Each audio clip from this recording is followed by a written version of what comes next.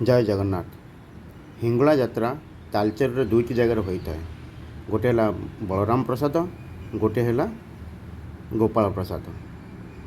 गोपाल प्रसाद रे बड़ भौणी आकार पूजा पाती और बलराम प्रसाद रे सान भौणी आकार पूजा पाती, किंतु पूजा शैली और विधि एका। बड़ भौणी पाखे जो प्रकार पूजा करा जाए, सान भौणी पाखे से प्रकार पूजा करा जाए। आ दुईटी जगार स्वयं माँ प्रकट हुअन्ति और केउं जगार प्रकट हे सेटा मुख्य पूजक को देहुरी को जना जाए। आ जो जगार माँ उभा हुअन्ति सेटा हूँ से वर्षर पीठ। तेणु अग्नि रूपा माँ बलराम प्रसाद पूजा पाती और गोपाल प्रसाद पूजा पाती। और मुख्य देहुरी जी कालीसी आसी थाए। कालीसी जो आसती से भक्त मान मनस्कामना पूर्ण करती और पूर्ण कर सारा पर स्वयं पुणी उभा हो जाती। ये चलतु जाना केमिति ये कालीसी आसती और भक्त मान केमिति अधिया पड़ती आमिति माँ आशीर्वाद करती। चलतु देखा यही वीडियो माध्यम। जदि ये वीडियोटी आपको भल लगे तेरे लाइक शेयर सब्सक्राइब करने को जमा भूलिए नहीं। जय जगन्नाथ।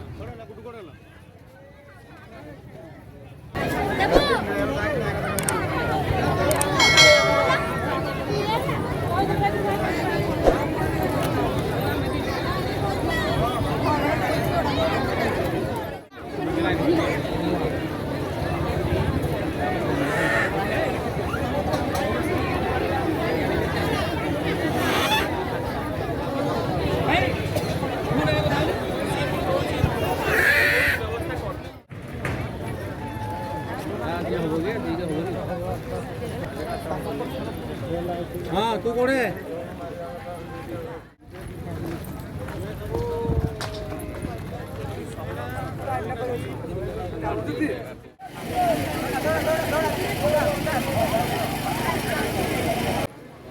आपण मैंने देखु ये हूँ बलराम प्रसाद माँ हिंगुला पीठ।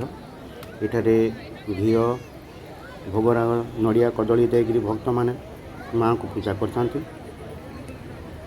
बहुत बड़ जनसमागम होती आपण मैंने देखिपे कौ प्रकार भिड़ होती। एबे वर्तमान माँ आसवे भक्त मैंने देखते अधिया पड़ी आपण मैंने देखिपे विजुअल माध्यम भक्त केमती अधिया पड़ी।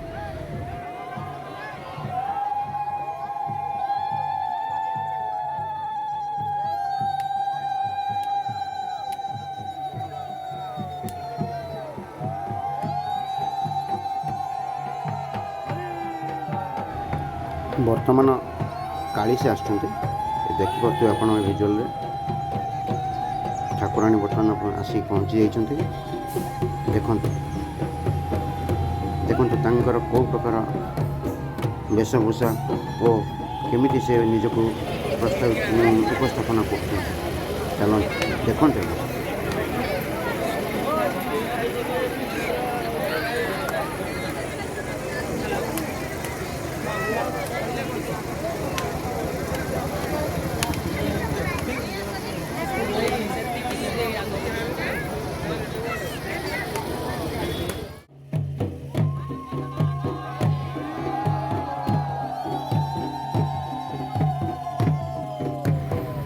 ठाकुराणी वर्तमान भक्त मानकर मनस्कामना पूर्ण करने जो माँ मैंने अधिया पड़ती, जो भक्त मैंने अधिया पड़ती ठाकुराणी वर्तमान कथा शुणे और उपचार करेंगे।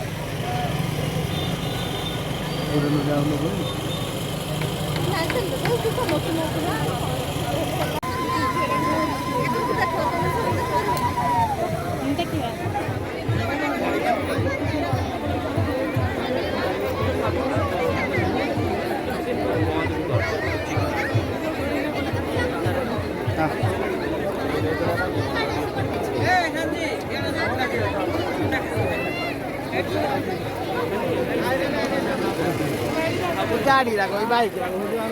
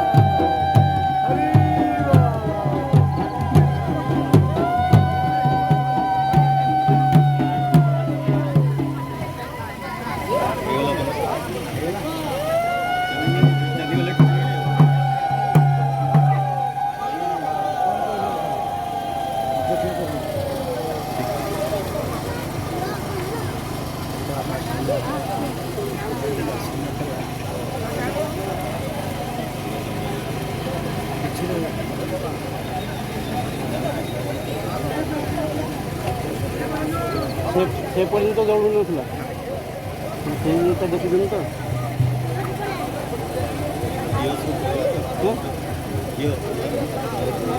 नहीं जहाँ भी पढ़ू